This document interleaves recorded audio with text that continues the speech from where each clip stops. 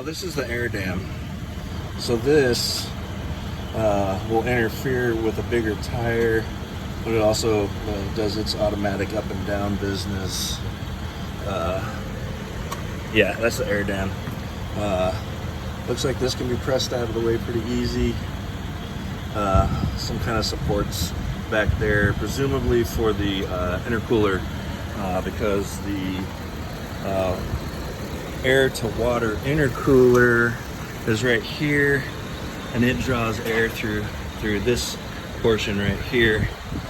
And so that's, did I get that right? Yeah, that's the intercooler there. And so there's going to be supports for that in here. But right now I get about 2 inches of clearance where that's turned at. I think the bigger question is going to be at the rear. How close can we get with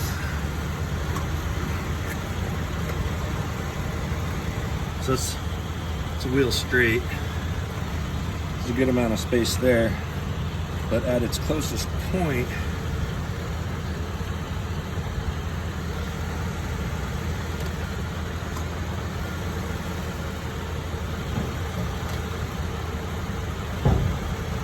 depending on the shoulder size, that's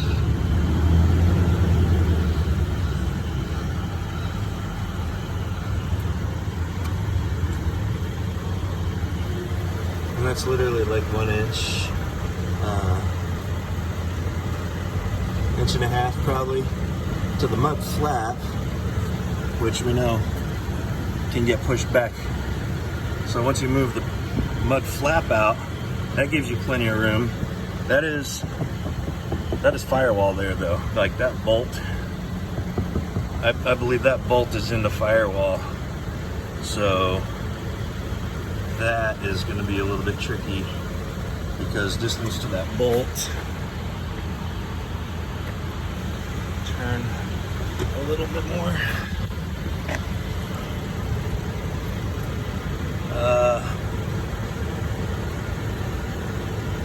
2 inches.